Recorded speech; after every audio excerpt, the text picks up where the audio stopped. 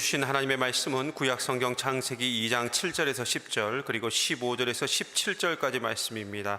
여호와 하나님이 땅의 흙으로 사람을 지으시고 생기를 그 코에 불어넣으시니 사람이 생명이 되리라. 여호와 하나님이 동방의 에덴에 동산을 창설하시고 그 지으신 사람을 거기 두시니라.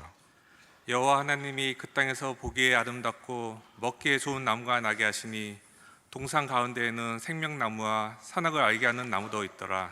강이 에덴에서 흘러나와 동산을 적시고 거기로부터 갈라져 내 근원이 되었으니 15절입니다. 여호와 하나님이 그 사람을 이끌어 에덴 동산에 두어 그것을 경작하며 지키게 하시고 여호와 하나님이 그 사람에게 명하여 이르시되 동산 각종 나무의 열매는 내가 임의로 먹되 선악을 알게 하는 나무의 열매는 먹지 말라. 내가 먹는 날에는 반드시 죽으리라 하시니라. 아멘. 남북 정상회담의 결과로 인해서 오늘 우리 가운데는 마음의 평안과 함께 위로가 그리고 웃음기가 되살아난 것 같아 보입니다. 완전한 비핵화, 남북 교류, 평화, 또 일부에서는 그런 이야기를 하더라고요. 그럼 우리 애들은 군대 안 갑니까? 중국과의 국경이 더 넓어지니까 군인들은 더 많이 필요하겠죠. 현재는 아무것도 달라진 것 같지 않아 보이지만 누구 말 맞다나 시간이 답이고, 또한 여기까지 하나님께서 이렇게 이끄셨다고 한다면 이 민족, 이 나라를 사랑하시는 하나님이 또 하나님만이 하실 수 있는 그런 일들을 통해서 오늘 우리 가운데 진정한 기쁨을 더해 주실 줄로 믿습니다. 그런 의미에서 우리는 스스로 질문하게 되는 것이 이것입니다. 내가 살아가는 삶의 환경이 만족스럽습니까? 그것이 무엇이든. 그런데 그야말로 만족한 환경과 여건을 만들어내기 위해서 내가 할 수 있는 일은 무엇입니까?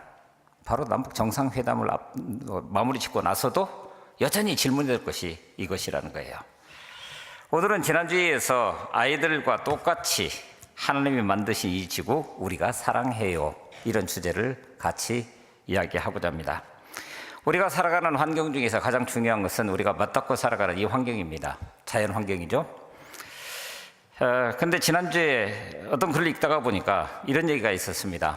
꿀벌이 세상을 멸망시킬 수도 있다. 이해가 되십니까? 꿀벌 하나가 이 세상을 망가뜨릴 수 있다. 그리고 현실적으로 꿀벌이 사라지고 있다는 소식을 우리가 듣고 있다는 거예요. 미국의 경우에는 이미 50% 이상의 꿀벌이 자취를 감추었다고 합니다. 그리고 꿀벌이 이 지구상을 멸망시킬 수도 있다라고 하는 이 이야기는 아인슈타인이라고 하는 유명한 과학자가 한 이야기입니다. 1940년대에 꿀벌이 사라지게 되면 지구는 4년 안에 망하게 될 것이다 라고 하는 두려운 이야기를 했는데, 그것이 우리에게 현실로 다가오고 있는 것 같아 보입니다. 실제로 얼마 전 유엔 환경계획은 종합보고서에서 생물의 대멸종이 시작되고 있다. 그리고 지구 온도가 1도만 상승해도 생물의 10%가 멸종하고 3도 이상 상승하면 40도에서 70도, 이대로 가면 2100년에는 50% 이상의 생물이 사라지게 될 것이다. 이런 어마어마한 그런 두려운 현실을 이야기하고 있는 것을 보게 됩니다. 어쩌다가 우리의 현실적인 삶이 이렇게 되었을까요? 그것은 지난주에 말씀드렸던 것처럼 인간의 영적 무지와 탐욕입니다. 하나님 앞에 내가 어떤 존재로 서 있는지를 잃어버리는 사람들, 그러다 보니까 내 생각, 내 판단, 내 기준, 그래서 움켜쥐는 데 익숙한 그런 삶이 되어버린, 사실 하나님은 자연 생태계를 통해서 우리를 먹이시고 입히시고 그리고 생명이 유지될 수 있도록 그렇게 만들어 두셨는데, 우리는 탐욕의 눈이 멀어서 자연을 그저 내 손으로 움켜쥘 수 있는 자원 정도로 생각하고, 그래서 생육하고 번성하여 땅에 충만하라, 땅을 다스리라, 땅을 정복하라라고 하는 이것이 우리 인간의 힘으로 이렇게 이해를 했다라고 하는 거예요. 그러나 그것은 하나님이 우리에게 주신 말씀이라고 할 때 과연 그럴까? 이런 질문을 던질 수밖에 없습니다. 그런 의미에서 오늘 우리에게 그 놀라운 은총을 베풀어 주신 하나님이 바로 오늘 우리를 여기 세워두셨는데, 오늘 우리는 여기에서 우리가 살아가는 삶의 환경을 과연 어떤 방식으로 바꾸어 나가야 할 것인가, 이걸 좀 깊이 생각해 볼 수 있어야 될 줄 압니다. 먼저 오늘 주신 말씀 7절, 8절을 보게 되면은 여호와 하나님이 땅의 흙으로 사람을 지으시고 생기를 그 코에 불어 넣으시니 사람이 생령이 된지라. 여호와 하나님이 동방의 에덴의 동산을 창설하시고 그 지으신 사람을 거기 두시니라. 이렇게 말씀하십니다. 하나님이 손수 지으신 처음 사람, 곧 그 피조물이 에덴 동산에 거주하게 되었다고요? 에덴 동산에다가 그 사람을 두셨다고요? 근데 놀랍게도 바로 그 사건 자체가 하나님의 언약, 하나님의 복의 충만함이라고 하는 것입니다. 왜냐하면 에덴이라고 하는 이름 자체가 기쁨, 희락, 즐거움, 곧 하나님만이 우리에게 주실 수 있는 진정한 선물들인데, 그러므로 에덴은 하나님 안에서 누릴 수 있는 최고의 복이라고 하는 의미를 그대로 담고 있기 때문에 그렇습니다. 오늘 우리는 원래 그렇게 창조된 인간들입니다. 그런데 이 장면을 읽어가면서 이것을 그림으로 그려보면서 참 놀라운 신비를 느끼게 되었습니다. 사람은 분명히 흙에서 왔기 때문에 다시 흙으로 돌아갑니다. 그래서 어느 정도 지나고 나면은 흔적도 없이 사라져버립니다. 그냥 세상과 하나가 되어버리는 거죠. 그런데 몸의 구성 성분이 바로 흙의 구성 성분과 같다라고 할지라도 사람들은 과연 그 모든 성분들의 총합이라고 얘기할 수 있는 걸까요? 아니죠. 또 과학자들이 얘기하는 것처럼 DNA나 연기, 서열 그대로 나열해 놓는다고 그래서 살아있는 인격적 생명체가 곧 오늘 우리 인간으로 여기에 설 수 있는 것입니까? 그렇지 않죠. 생명은 생명에서만 올 수 있을 뿐 이 세상의 어떤 성분으로부터 자연 발생할 수 있는 것이 아니기 때문입니다. 생명은 그래서 여호와 하나님께서 우리에게 주신 것입니다. 오늘 우리에게 주신 말씀이 그렇지 않습니까? 흙으로 사람을 만드시고 그 단계까지는 사람의 형태를 가지고 있다 할지라도 흙의 성분 그대로를 가지고 있는 겁니다. 그런데 놀랍게도 하나님께서는 그 코에다가 생기를 불어 넣어 주셨을 때에 그것이 생명이 살아있는 영이 되었다라고 오늘 우리에게 분명히 이야기를 하고 있기 때문입니다. 여러분, 생명이 무엇입니까?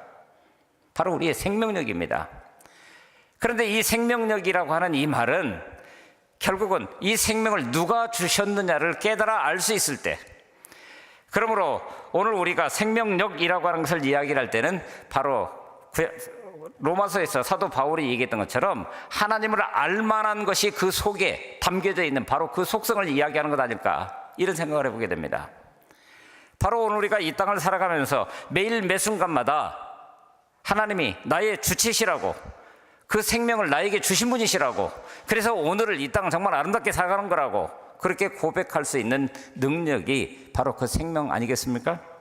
그런데 보십시오. 천지를 창조하신 창조주와 바로 언약을 맺으시는데, 그렇죠?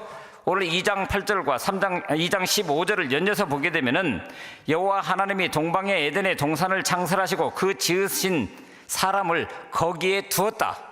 그리고 15절에 가니까 그것을 경작하며 지키게 하셨다. 하나님이 창조하셨던, 바로 창설하셨던 그 에덴 동산을 아름답게 꾸며갈 수 있도록, 그리고 그 땅에서 그 생명을 구가면서 살아갈 수 있도록 사람을 지으셔서 거기에 두셨다라고 하는 거예요. 그리고 그에게 명령을 주셨다라고 하는 겁니다. 그런데 보십시오. 천지를 창조하신 창조주와 언약을 맺을 수 있는 그런 대상이라고 한다면 그 존재가 어떤 존재여야 합니까? 오늘 우리 보기에는 하나님의 버금가는 그만한 대단한 존재여야 할 것입니다. 그런데 누구하고 언약을 맺으셨다고요? 특별히 흙으로 만드사라고 하는 그 말에서 흙이라고 하는 그것은 사실 성서 원문상에서 보게 되면은 먼지나 티끌 그 정도 되는, 우리 눈에 보이지 않을 수도 있고 뭉쳐지면은 보여질 수도 있는, 그러니까 하찮은 그런 것이라고 하는 것을 우리에게 이야기를 합니다. 그런데 사람은 때로 강함을 자랑하고 때로는 아름다움을 자랑합니다. 때로는 우리가 창세기 3장에서 볼 수 있는 것처럼 때로 그 강함을 신뢰하다가 하나님의 영에게 도전하는, 겉으로 보기에는 대단히 위대한 존재처럼 보여지는 것이, 그런데 만물의 영장이라고 이야기를 합니다. 그런데 그 결국은 어떻죠? 하나님께서 특별히 관여하지 않으신다고 한다면 쉽게 부스러져서 이리저리 날리고 말 수밖에 없는 흙먼지 같은 존재, 곧 먼지나 티끌 같은 존재에 불과하다라고 하는 거예요. 그래서 지금이라도 그 코에서 생기를 거두시면 아무리 강하고 아름답고 위대한 그 사람도 흙으로 돌아가야 하는 것이 그게 저와 여러분들입니다. 그런데 그럼에도 불구하고 그런 인간들을 대상으로 해서 하나님께서 자신이 손수 만드신 에덴에다가 두시고 그리고 그들과 언약을 맺으시면서 그 땅을 경작하면서 지키게 하라고요? 대단한 사건인 것을 보게 됩니다.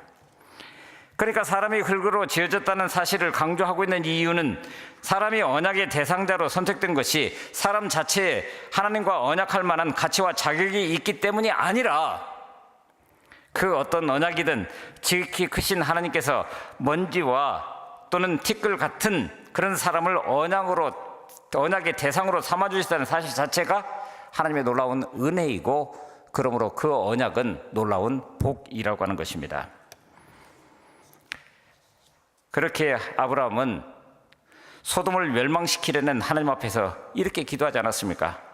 창세기 8장 27절에 보니까 아브라함이 대답하여 이르되 나는 티끌이나 재와 같사오나 감히 주께 아뢰옵니다. 하나님의 뜻을 내가 분별할 수 없지만 그러나 적어도 티끌이나 재와 같은 그런 아무것도 아닌 존재이지만 감히 이 세상을 위해서 하나님 앞에 간구합니다. 이 말이죠. 그래서 28절에 보니까 50의인 중에서 5이 부족한다면 그 5이 부족함으로 말미암아 온 세상을 멸망시키시겠습니까? 그렇게 탄원하고 있는 장면을 우리는 창세기 8장에서 보고 있는 것입니다. 오늘 우리는 그런 존재입니다. 그런데 놀랍게도 하나님께서는 우리에게 오늘 에덴 동산과 같은 삶을 살아갈 수 있는 환경을 주시고 그리고 그곳을 경작하여 지키게 하려고 저와 여러분들을 여기 세워두셨다고 하는 거예요. 그런데 보십시오.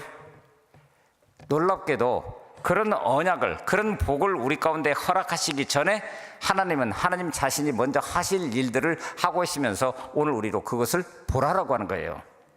10절 한번 볼까요? 강이 에덴에서 흘러나와 동산을 적시고 거기서부터 갈라져 네 근원이 되었으니 그 네 강, 자 이름의 뜻입니다. 비손, 힘차게 솟아오르는 샘입니다. 기혼, 차고 넘친다라고 하는 뜻을 가지고 있습니다. 히데겔, 이것은 티그리스 강의 히브리어이긴 하지만 빠르다라고 하는 뜻을 가지고 있습니다. 유프라테, 지금 유브라데스 강인데 바로 달고 상쾌하다라고 하는 뜻을 가지고 있습니다. 그런데 그 네 강이 어디서부터 시작됐다고요? 에덴에서부터. 곧 하나님의 기쁨, 하나님의 희락, 하나님의 즐거움을 오늘 우리 가운데 있는 그대로 보여주는 그 현장을, 그런데 바로 거기서부터 강이 발원해서 생명의 원천을 따라 사방으로 흩어져 가고 있는 바로 그런 모습을 우리가 보고 있는 겁니다. 그야말로 세상을 향해서 흘러가는 하나님의 풍성함, 하나님의 복을 우리에게 있는 그대로 보여주고 있습니다. 뭘 말하는 거죠? 바로 그것을 경작하며 지키게 하시기 위해서 하나님이 손수 지으신 그 사람을 에덴 동산에다가 두셨다라고 하는 이것, 바로 그것은 하나님의 놀라운 복이며 그 복을 이 땅 가운데 유통할 수 있도록 오늘 우리를 여기 세워주셨다라고 하는 거예요. 그것은 바로 너는 복이 될지라 선언하시면서 아브라함을 부르실 때 창세기 12장 2절이죠. 그때 그 복이라고 하는 것, 놀랍게도 그것은 번식력, 산출력을 의미한다고 그럽니다. 아직은 완성체가 아닙니다. 그러나 바로 사람이 경작하여 또 그것을 지켜가면서 하나님의 마음을 따라 이 땅을 한 걸음 한 걸음 나아가는 그 상태를 통해서 바로 그 복이 완성된 상태로 오늘 우리 가운데 드러나게 된다라고 말씀하고 있는 것입니다. 보십시오. 이 땅에 복이 넘치도록 하나님께서 수고하신 그 모든 역사를, 바로 이 일을 위해서 처음 사람을 지으셔서 에덴 동산에 두시고 경작하며 지키게 하셨다는 놀라운 사실을 오늘 이 땅을 우리에게 그렇게 주신 것입니다. 그런 의미에서 우리는 다시금 우리 스스로를 생각하면서 하나님께서 오늘 우리를 통해서 하시고자 하는 일이 무엇인지를 눈여겨보면서, 특별히 이 지구라고 하는 우리가 살아가는 삶의 환경이라고 하는 것을 두고 바로 오늘 이 땅 가운데서 어떤 사회학자의 말처럼 오늘의 크리스찬들은 모두 그린 크리스천이 되어야 한다라고 하는 거예요. 생태계를 보존하고 그 보존을 통해서 하나님의 놀라운 역사를 이 땅 가운데 이루어 갈 수 있도록 하기 위해서 저와 여러분들을 여기 세우셨다라고 하는 것입니다. 그런데 오늘 본문에 보면은 조금 이상한 이야기가 나옵니다. 오늘 우리에게 있어서 질문거리이기도 합니다. 전체를 보게 되면 흙으로 사람을 지으시고 그의 코에 생기를 불어넣으시니 그 사람이 생명이 되었다고 말씀합니다. 말씀드린 대로 생명이 되었다라고 하는 것은 하나님과 교제하면서 오늘 저와 여러분들처럼 하나님을 예배할 수 있는 그런 존재로 세워주셨다라고 하는 것을 말합니다. 그런데 8절을 보게 되면 하나님께서 아담을 만드신 후에 그를 위해서 에덴 동산을 조성하시고 그곳에다가 데려오십니다. 그리고 보여주시는 것이 있었습니다.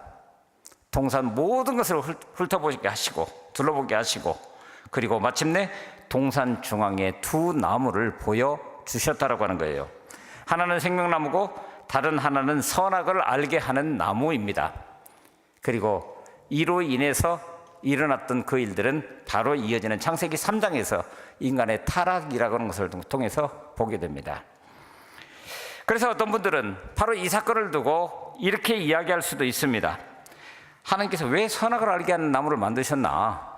뻔히 그걸 따먹을 줄 알면서 그러면서 먹지 말라라고 금지 명령을 내리고 그러니까 그 나무가 없었다고 한다면 사람이 타락할 일도 없을 것이고 그렇다고 한다면 오늘 우리가 기독교인들이 이야기하는 그대로 죽을 일도 없고 그럼 영원히 살 것 아니냐 이렇게 얘기할 수 있다라고 하는 거예요. 근데 그렇습니까? 하나님께서 사람을 자기 형상대로 만드신 것에는 분명히 자유의지라고 하는 것이 있습니다. 여러분들 한번 보십시오. 에덴 동산 전체를 한번 생각을 해 보십시다. 거기에는 수많은 나무들이 자라가고 있을 것이고 우리가 알고 있는 하여튼 그냥 그런데 그 중에서 딱 두 그루 생명나무와 선악을 알게 하는 나무에 대해서만 따먹지 마라 라고 하는 금지 명령이 내립니다. 그러면 오늘 우리가 생존을 유지하기 위해서 해라 할 수 있다라고 하는 것과 하지 말라고 하는 것 가능성으로 보게 되면은 어느 쪽에 훨씬 더 많은 가능성을 가지고 지금 우리가 살아가고 있는 겁니까? 그 동산이라고 한다면. 그런데 왜 사람은 하필 그 선악을 알게 하는 그 나무에 눈길이 갔고 뱀의 모습으로 한 사탄은 인간의 그 얄팍한 그 심정을 뒤흔들어 놓음으로 인해서 그걸 결국은 따먹고 말았느냐라고 하는 거예요. 그렇다면 이 선악과는 무엇을 뜻하는 걸까요? 바로 인간은 하나님이 아니다라고 하는 사실을 확인해 가는 하나의 상징처럼 거기에 서 있었다라고 하는 거예요. 사람이 동산의 모든 것들을 다스리면서 살아가지만 그리고 모든 것을 자신의 필요를 위해서 채울 수 있지만 한 가지 잊어서는 안 될 것, 그는 창조주가 아니라 피조물이며 그러므로 오직 하나님만이 창조주이시고 피조물은 하나님의 선하신 뜻을 이 땅 가운데 아름답게 보여주기 위해서 만드신 그런 존재라고 하는 것, 바로 그것을 상징하고 있는 게 아닌가. 이를테면 이렇습니다. 결혼하고 나면은 결혼 기념사진을 찍습니다. 그리고 그것을 벽에 걸어놓죠. 그 유효 기간이 얼마까지인지는 모르겠지만 그래도 어쨌든 아이가 태어나고 뭐 해도 그 사진은 여전히 거기에 걸려져 있습니다. 그런데 살다 보면 결혼할 때 그 풍성함과 그 기쁨, 그 만족한 만큼 그런 것들이 계속해서 지속되던가요? 서로 부딪히고 다투어 때때로는 사랑이 식어질 때도 있죠? 그때마다 이 결혼 사진을 보게 되면 어떻겠습니까? 바로 그 처음 순간을 다시 기억하면서 그 자리로 돌아갈 수 있지 않을까요? 마찬가지죠. 아담과 하와가 에덴 동산의 다양한 열매들을 먹고 여러 짐승들과 식물들을 다스리며 살다 보면 이 모든 것들이 자기가 이루어 놓은 것처럼 생각할 수 있는 가능성, 그러나 하나님이 만드셔서 오늘 우리에게 선물로 주셨다라고 하는 것 자체를 잃어버리고 살 수 있는 가능성이 얼마든지 있을 수 있다라고 하는 거예요. 우리 삶을 보면 그렇지 않습니까? 그때마다 동산 제일 가운데 있는 선악과를 보면서 하나님께서 말씀하셨던 그 금지 명령을 생각하고, 맞아, 나는 하나님이 지으신 존재야. 그리고 하나님이 이 땅을 아름답게 경작하고 또 지켜갈 수 있도록 오늘 여기 세워주신 그런 존재야. 그렇게 자기 자신을 확인할 수 있지 않았겠습니까? 그러므로 순종하면 하나님의 축복과 영원한 생명을 누려갈 수 있었을 것인데, 그렇지 못하면 하나님의 저주와 영원한 죽음을 피할 수 없는 정령 죽으리라 그랬으니까요. 그러므로 그 에덴 동산을 지켜가면서 아름답게 경작하라고 하는 이 첫 언약, 바로 생명을 건 언약이라고 이야기할 수 있습니다. 그래서 그것은 대단히 중요한 것입니다. 여담 같아 보이지만은 한자를 연구한 분들 가운데 성경의 창세기에서 한자의 기원을 찾을 수 있다고 이야기하시는 분들이 있습니다. 바로 오늘 본문이 그런 내용입니다. 금알 금자 어떻게 쓰죠? 나무목 2개에다가 볼시자를 씁니다. 밑에 볼시자가 있습니다. 그러니까 그 글자 자체가 이야기하고 있는 것은 나무 2그루를 지금 보고 있는 거예요. 자, 여러분, 우리 일상사 가운데서 그게 이해가 됩니까? 근데 놀랍게도 창세기 2장 오늘 주신 말씀을 바라보면서 동산 중앙에다가 2그루의 나무를 심어 두시고, 그리고 사람들로 하여금 그것을 보라라고 하셨을 때 먹지 말라, 따먹지 마라, 그게 금지라는 거예요. 동산 각종 나무의 열매는 마음대로 먹을 수 있으나 선악을 알게 하는 나무의 열매는 먹지 말라고 분명히 말씀하셨기 때문에 오늘 우리는 거기에서 바로 우리 인간사를 볼 수 있다라고 하는 겁니다. 우연이라고 하기에는 너무나 놀라운 사실이 거기에 담겨져 있는 거죠. 하지만 창세기 3장은 하나님의 형상으로 창조된 인류의 시조 아담과 하와가 어떻게 타락하게 되었는가를 있는 그대로 보여줍니다. 타락이라고 하는 말, 높은 곳에서 떨어진다라고 하는 거예요. 원래 그 자리가 아니라 다른 자리로 벗어났다라고 하는 것입니다. 하와가 먼저 뱀으로 가장한 사탄의 유혹을 받아서 선악과를 따먹고 아담도 함께 먹어서 결국은 밑으로 추락하는 그런 존재가 되어버리게 된 겁니다.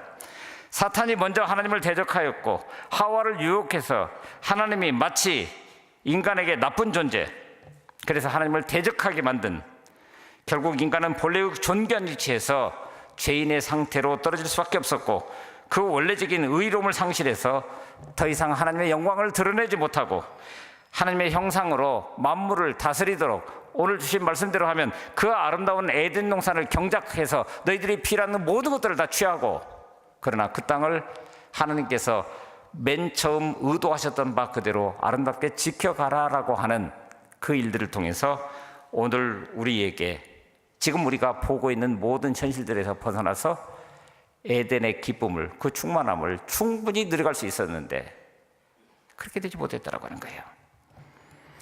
따라서 모든 인간은 전적으로 부패해서 스스로는 도저히 구원할 수 없게 되었습니다.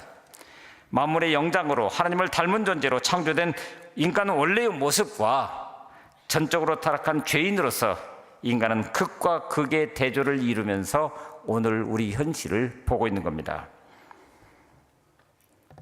그래서 우리가 다시금 묻게 되는 것이 예수 그리스도 안에 있다라고 하는 나는 도대체 누구인가? 그리고 오늘 우리가 살아가고 있는 이 땅은 누구의 것인가?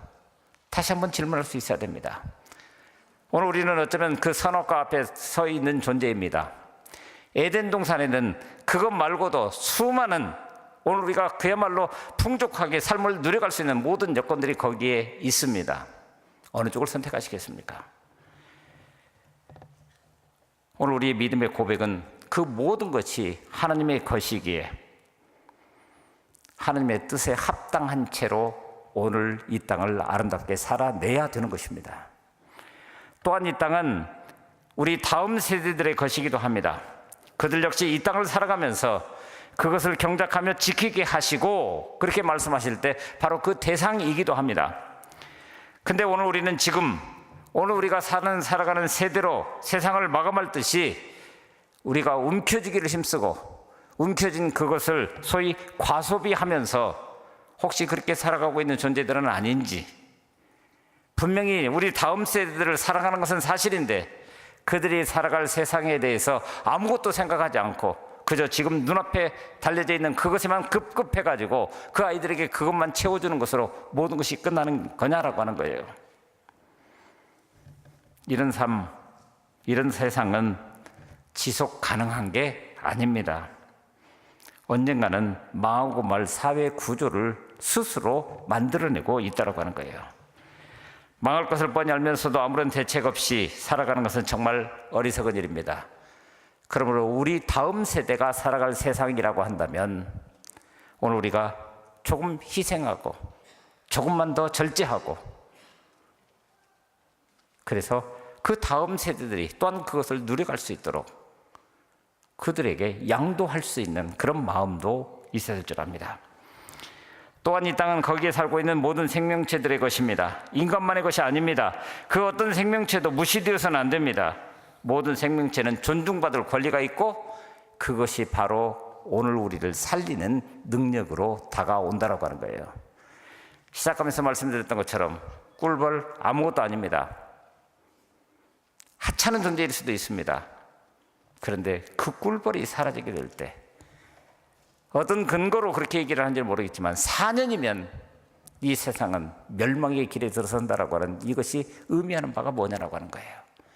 같이 살아야 하는 것을 말합니다. 그런 의미에서 오늘 처음 사람 아담에게 주시던 첫 번째 언약, 그것을 경작하여 너희들이 땀 흘려 수고하여 너희들이 필요한 모든 것들을 다 공급받으면서 풍성한 삶을 누려나가되 지키게 하시고 하나님께서 원래 그 땅을 이렇게 만드셨습니다라고 하는 고백을 가지고 그 고백대로 삶을 살아냄으로 인해서 하나님께서 보시기에 좋았더라라고 하는 그 땅이 오늘 우리가 보기에도 좋다라고 얘기할 수 있는 바로 그런 상태를 만들어가는 것이 오늘 우리에게 맡겨주신 사명인 줄로 믿습니다. 오늘 우리의 삶을 통해서 하나님이 기뻐하시는 그런 모습들이 만물을 통해 오늘 우리 가운데 손짓할 수 있는 바로 그런 은혜가 그리고 그것을 보고 즐겨가면서 바로 하나님의 마음을 품을 수 있는 우리 모두가 될 수 있기를 간절히 바랍니다.